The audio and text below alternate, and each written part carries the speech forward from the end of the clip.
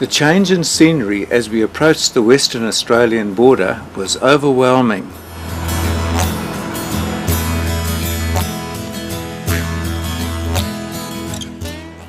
The beautiful baobab trees stirred up fond memories of Africa. I half expected to find an elephant having a good old scratch against one of the trees.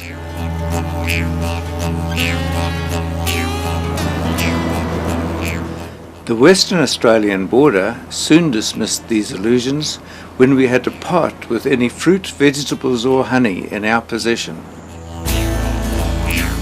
After booking our flight to the Bungle Bungles, we settled in at Kununurra's Hidden Valley campsite.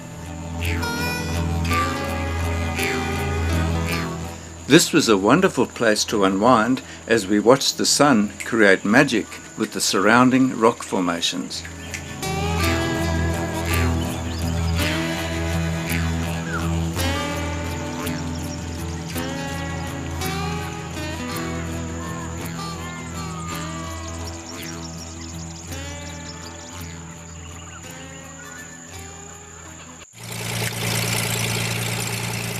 After boarding the Alligator Airways aircraft, 5 of us and our pilot Paul set off on a flight to the Bungle Bungles. The commentary played during the flight was most informative. Ivanhoe Plains to the north of Kununurra consists of 13,000 hectares of irrigated farmland. Pack Saddle Plains consists of 2,500 hectares of irrigated farmland, and you'll see some examples of successful crops as we fly over this area. The spillway was man-made by cutting a 2.2 kilometre channel through rock which allows water to flow naturally into the dam. A concrete weir now plugs the mouth of the spillway, which has increased the volume and level of Lake Argyll required for the Ord hydroelectric power station. This brings us to the northernmost point of the lake. We will fly the entire length of the lake. Lake Argyll is designed to hold approximately 18 times the volume of Sydney Harbour in flood conditions. It is the largest man-made lake in Australia, with a surface area of 1,000 square kilometres.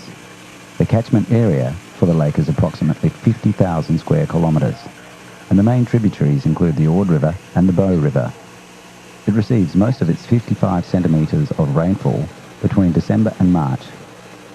The water depth over the drowned river channel is about 45 metres. The mountain range and the western shoreline and the islands in the lake have been proposed as a national park. After the lake was initially flooded, animals fled to higher ground which became the islands. A rescue operation was put into place which was known as Operation Noah, led by well-known Australian bushman Harry Butler. The Osman Ranges are located just south of Texas Downs Cattle Station and appear as 2 separate waves about to break over a reef system. This unique formation is a result of ancient volcanic plate activity associated with the formation of the Argyll Diamond Pipe and the Bungle Bungle Ranges. This volcanic plate system is made from a 2-plate arrangement, one plate moving north and the other plate moving south. The southern movement has been forced up above the northern movement, thus forming a variety of rock creations. This movement was due to earthquake activity. This volcanic plate activity can be seen clearly within the Bungle Bungle Massif by shear fault lines located on the southern faces. The Bungle Bungle Ranges in the East Kimberley region is one of the most fascinating and spectacular landmarks in Western Australia. The Bungle Bungles are situated within the 300,000 hectare Punululu National Park, approximately 180 kilometres south of Kununurra. The first Europeans to visit the area were members of the explorer Alexander Forrest's party in 1849. For more than a century, the only people who knew of their existence were local pastoralists, stockmen, geologists, scientists and Aborigines. Through carbon dating, scientists have indicated that the Aborigines have lived in this area for at least 20,000 years. The area is rich in Aboriginal artwork and also many burial sites and spiritual sites.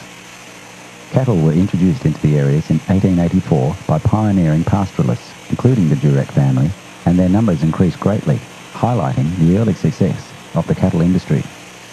In 1982, an enterprising journalist began filming a documentary on the cattle industry in the area and captured the amazing beauty of the Bungle Bungle Ranges on film.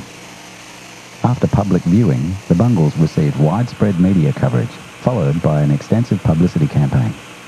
A track from the main road was pushed through the scrub and over ridges of jagged rock, some 50 kilometres long, providing public access to this remote and ancient wonder. In 1987, national park status was declared and a 90-kilometre fence was put in place surrounding the bungles to keep out feral donkeys, camels and cattle that were all introduced to the area and contributed to the degradation of the fragile plateau.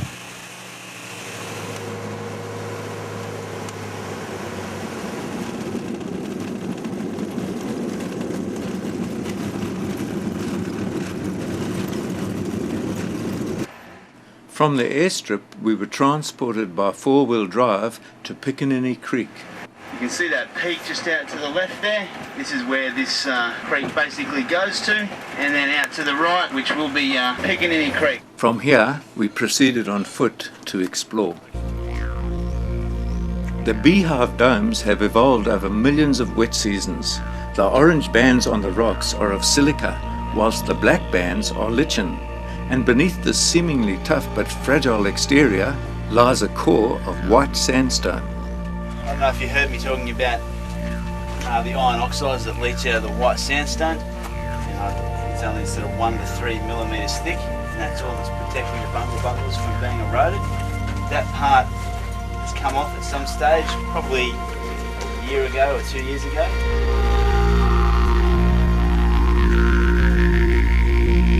During the wet season, the Bungle Bungles are inaccessible due to heavy flooding. The whole area is affected by the fast-flowing waters.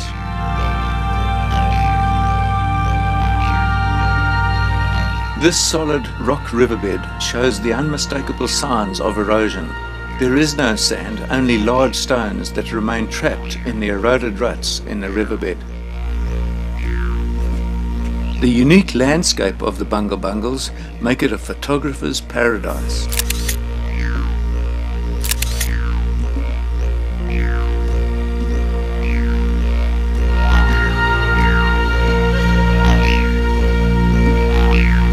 It's easy to be distracted by the sheer beauty of this area, to the extent of not taking enough care when walking.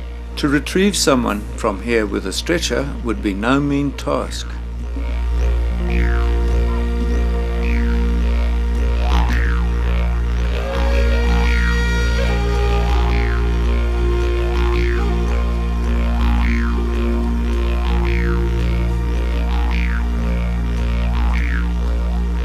As we proceed towards Cathedral Gorge, the cliff walls become higher.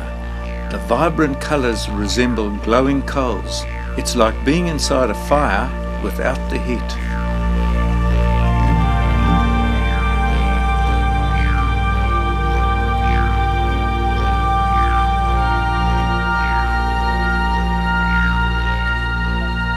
Here we are at the Bungle Bungles. Cathedral Gorge is a beautiful spot to sit and enjoy our picnic lunch provided by the tour operators, as it was quite a steep climb in the heat of the day. The colour in the rock faces are unbelievable. It's really worth seeing.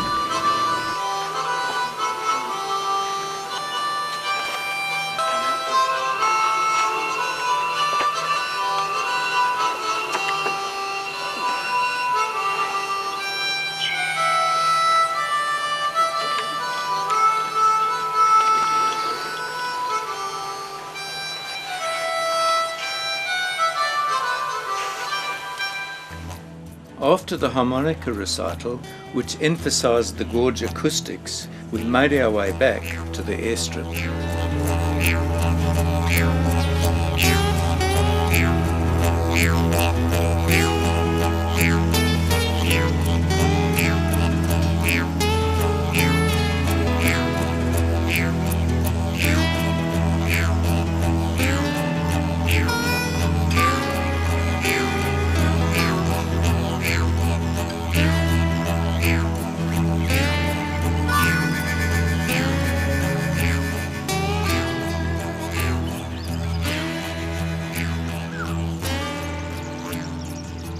I just knew there had to be elephants around here somewhere.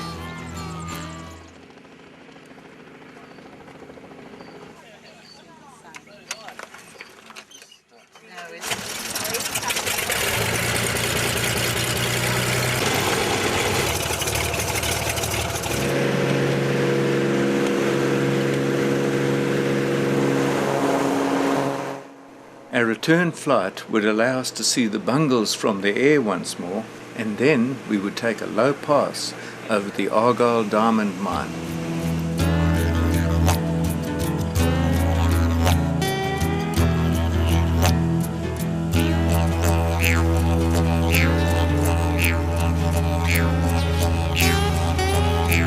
The Argyle diamond mine represents an inspiring saga of human achievement on one of the world's last frontiers. The mighty Argyle diamond mine is a legend in its lifetime. It serves as a monument to the intrepid men and women who took on a harsh wilderness to unlock fabulous wealth from an ancient land. The largest producing diamond mine in the world, it is an oasis of high technology on the edge of the Great Sandy Desert, 2,200 kilometres northeast of Perth by air. Argyle's rich cargo includes highly prized, intensely pink diamonds that have sold for more than $1 million a carat in private sales. Argyle's buried diamond mountain kept its secret until 1979, when a group of geologists from the mining group CRA found 2 minute diamonds in Smoke Creek. Then, in October 1979, the geologists stepped out across the crater of an ancient extinct volcano and found it was plugged by diamond-studded rock. It was their diamond dream, a diamond pipe, the 1,200 million-year-old relic of an explosion that forced crystallized carbon towards the surface in a fountain of molten rock. By 1983, a detailed evaluation revealed that the huge pipe contained more than 415 million carats of diamonds, with a grade 10 times richer than any known diamond deposit. It was a triumph for CRA and Ashton Mining, Argyle's owners, and pioneering Australian diamond explorers. After the diamond mine, we made our way back to Kununurra with a scenic low flight over Lake Argyle.